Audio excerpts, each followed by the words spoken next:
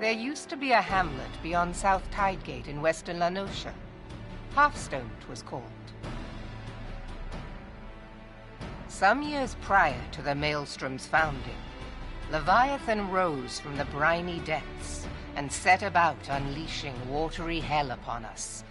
On that occasion, the Company of Heroes put him down before he could do too much damage. But when the bastard came next, this time in the wake of the calamity, we were not so fortunate. Weary of ravaging our shoreline, he summoned a tidal wave which fair leveled Hearthstone and washed the soil away for good measure. The area was subsequently occupied by the Sahagin. Aye, the thrice-damned creatures transformed it into a spawning ground for their brood. Given the quantity of crystals stolen to feed him and his legion of thralls, we can be fairly sure that Leviathan is stronger now than in his previous incarnations. If that sea demon is left to wreak havoc, what befell Hearthstone may well befall a larger settlement, even Limsa. That cannot happen. The primal must be stopped. That was ever our objective, Admiral. But how are we to achieve it? The sea is Leviathan's uncontested domain. The ships of the 3rd Squadron could not close to within 100 yards of the primal, nor could their cannons pierce his defenses.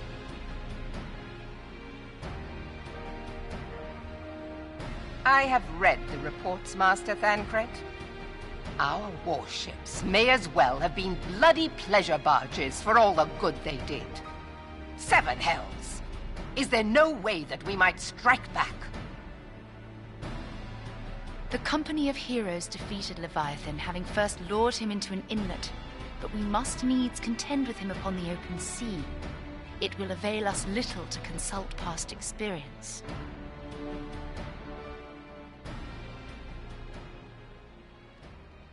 Admiral, if I may.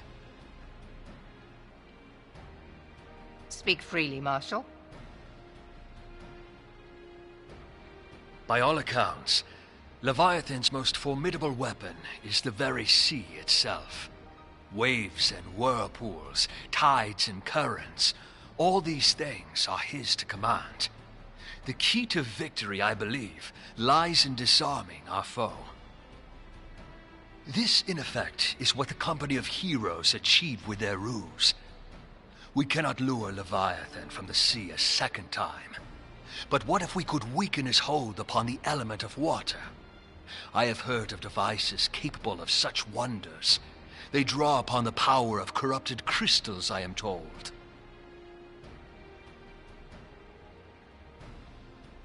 If mounted upon a ship, such a device might be used to prevent Leviathan from bringing the full force of the sea to bear against us, rendering him no more dangerous than any other sea serpent. Of course! Sid built a similar device to grant the Enterprise safe passage through Garuda's Tempest, did he not? Begging your pardon, my lady, but to give credit where it's due, this is something I heard from an old arcanist friend of mine. It makes little difference who thought of it first, so long as it works. Beg the specifications of this device from your friend, and I shall pass them on to our people at Naldic and Vermelis. But before we proceed any further, I would voice one concern. Piercing Garuda's defenses is one thing. Suppressing Leviathan's attacks, quite another. In matters of science, I am as a babbling babe, but I cannot well imagine that such a feat would be possible without a veritable mountain of corrupted crystals. The question being, do we have a ship big enough to bear such a burden? Mayhap not, Admiral, but two might. Recall you the tale of Mistbeard's greatest haul? It is said that he lashed 2 ships together, side by side, the better to bear his plunder. By your leave, we might attempt to repeat the trick. The gods know it would be quicker than building a new vessel. Mistbeard did this. Truly, Marshal, upon the subject of the Pirate King, you are as a scholar. Now, from what I have gleaned of these matters, the device will need to be in close and constant proximity to the target. To wit, we must lash our twin vessel to Leviathan. This in itself will be no small feat. Ramming speed will be required, but given the weight of the cargo, that will only be attainable with the aid of a towing vessel.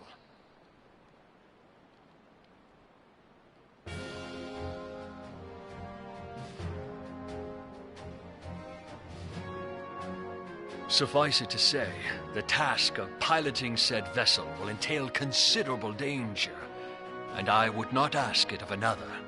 I volunteer myself. 'Twill be dangerous for all involved, but we have no better recourse. Very well.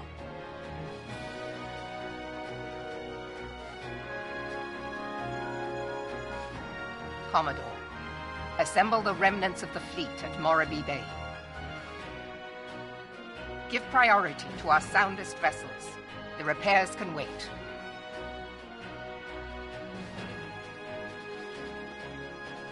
Storm Marshal Slafierson, command of the operation is yours. I want that twin vessel ready to sail post-haste. At once, Admiral.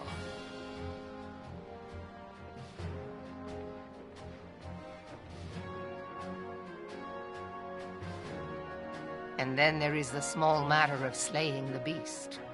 The fate of Limsa Lominsa rests upon your shoulders once again. Go well, warrior of light.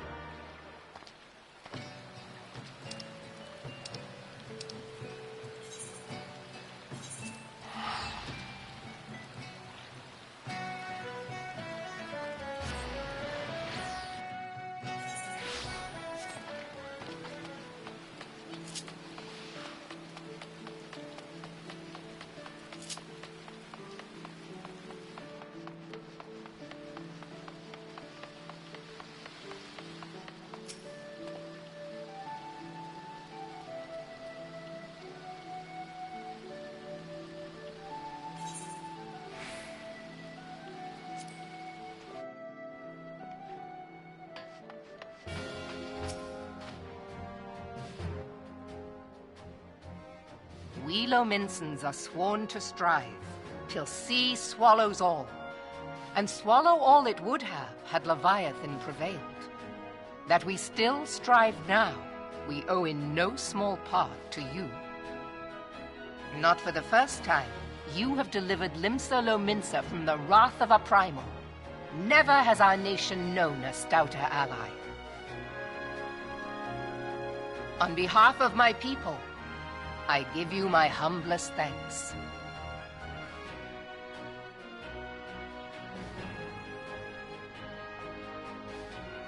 'Tis meet that I give thanks to old Mistbeard, too, for his fine solution. Whatever else he may have been, 'tis clear he was a resourceful soul. Would that I had a man like him in my service.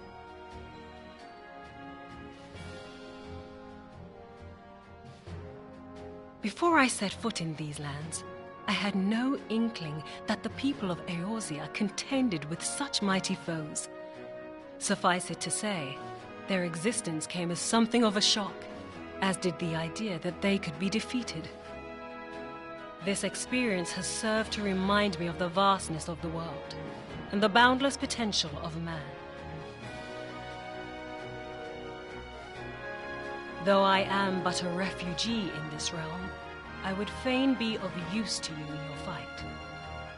Know that I am tutored in one of the foremost combat arts of the Far East. It may seem outlandish to the Eorzean eye, but should any of your people care to learn, I would be pleased to initiate them. And I will see to it that they are grateful. I have no doubt that your knowledge and skills will serve us well. Besides, your art is not so outlandish as you think. Would you not agree, Master Thancred? Naught escapes your searching eye, Admiral. Few are privy to this information, but Limsa Lominsa is home to a certain secret fraternity. Its members are trained in a form of combat not unlike your own. By my judgment, it should not be beyond such individuals to adapt to the techniques I witnessed you employing with such admirable deftness. I am heartened to hear this. I too noted a kinship between your style and mine own, though it seemed to me that you fought differently in the beginning. I suppose I did. What can I say? I'm a man of many talents. Though you may labor to believe it, Thancred was once something of a scoundrel who fraternized with the criminal class in these parts. Yestola! You jest, of course. But for a chance encounter with Alphino's grandsire, he might never have left Limsa Lominsa, or received an education in Sharlayan, or taken up his post in Uldar, which is where he trained in the blade, lest you wonder.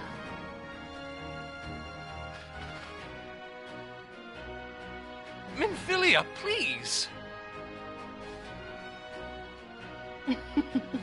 It would seem there is more to you than meets the eye, Master Thancred.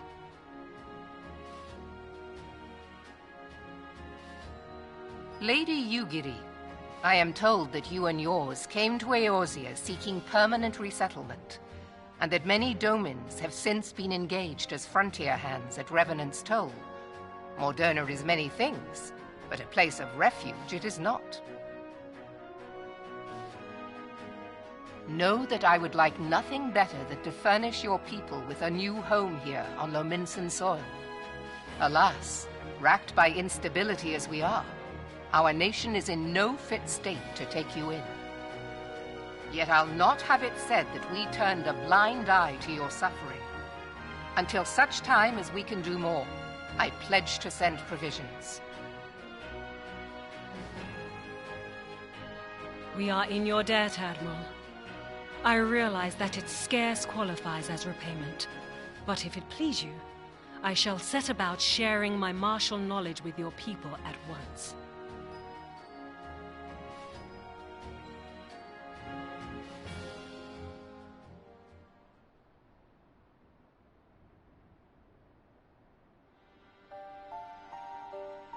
You wished a word in private.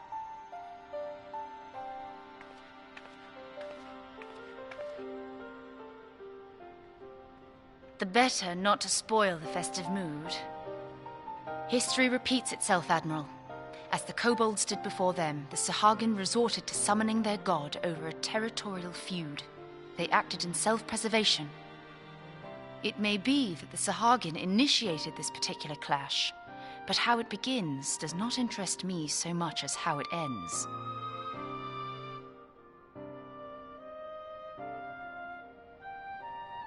I have not forgotten our conversation, Y'ashtola. I am aware that man bears part of the blame for the Primal's existence. Nor am I ignorant of the Sahagin's reason for acting. They sought to secure a place to breed and multiply that their kind might survive. Self-preservation, as you say. But we have as much right to live and thrive as they. If our own survival is threatened, are we to lay down our arms and welcome oblivion? Nay. And so you kill, that you might live. Yet if living is a right, then that right belongs to all peoples, be they men or beastmen.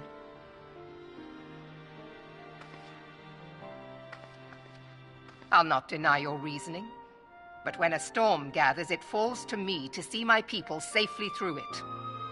That is my duty, and I shall do it.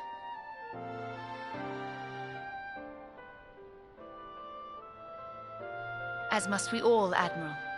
Stay the course, then, but know that it will lead to no good end.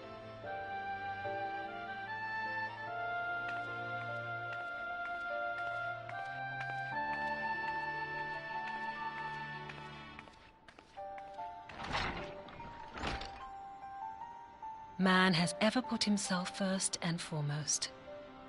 To justify his actions, he clads himself in the armor of righteousness, though it be a fancy of his own making. In this, mayhap the Garleans and we Domans are not so different.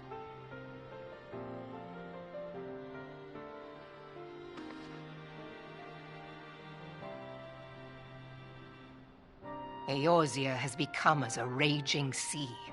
If we are to keep our heads above the waves, we cannot scruple to drown the man next to us. When hopes of coexistence founder, strength must determine who has the greater right to live.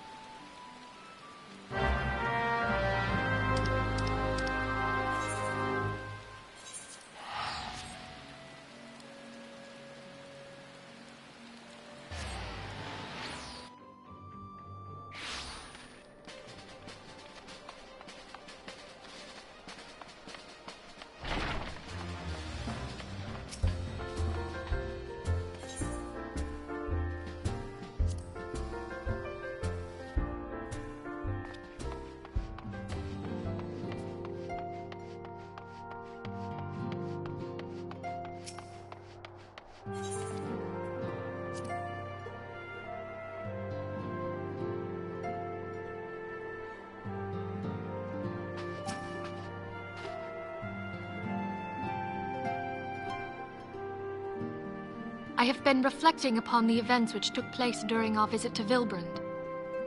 If you have a moment, I would share my conclusions with you. Please, bear with me. When the Sahagin Elder summoned Leviathan, he employed the power we have come to know as the Echo. Though I cannot well explain the how of it, it would seem he became immortal in so doing. When the Admiral subsequently slew him, his spirit emerged from his lifeless flesh, a consciousness shorn of physical form. Thus transfigured, he took up residence in the body of his minion with the ease of a man donning a favorite glove. Long have I known that the Echo allows one to pass through the walls of a man's soul. But never did I imagine that it could free us from our own flesh, no less that our souls could then occupy the next corporeal vessel to take our fancy. It was of this that Elidibus spoke, an existence which knows neither cessation nor oblivion. And yet, though the Sahagin had mastered his gift and thereby become immortal, he was by no means invulnerable. As we both bore witness, he was ultimately absorbed into Leviathan. And the import of this observation?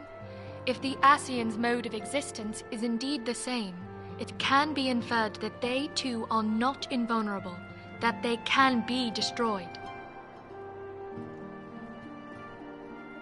There exists a legend which tells of souls who are reborn upon the cusp of each umbral calamity, that they might stay the encroaching darkness. To most, it is but a fairy tale, yet recent events have given me cause to wonder, could the legend in fact refer to the Echo? Much and more yet remains unknown, but I am confident that all will become clear in time. For the present, however, what matters is that the key to defeating the Ascians may at last be within sight. With Urianger's aid, it is my hope that I shall fathom this matter ere long.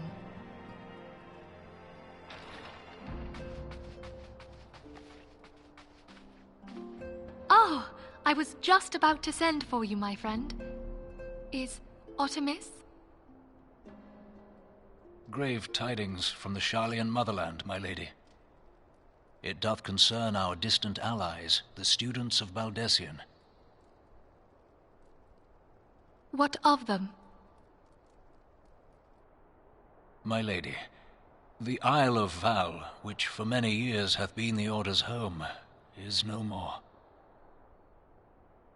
No more? Whatever do you mean? I relate only that which hath been conveyed unto me by our agents.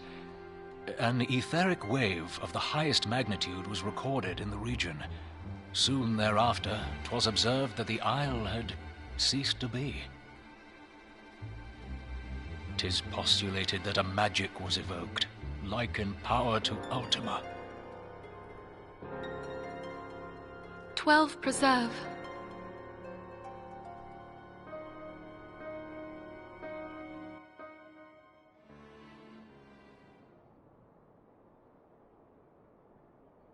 If there are no other matters, I move that today's meeting be adjourned.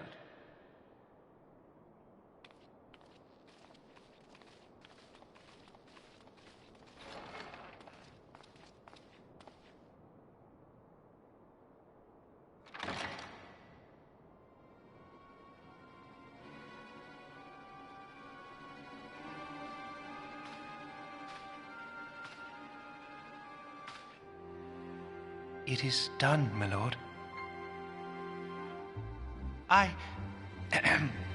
Forgive my impertinence, my lord, but these orders, I am uncertain as to what end they serve.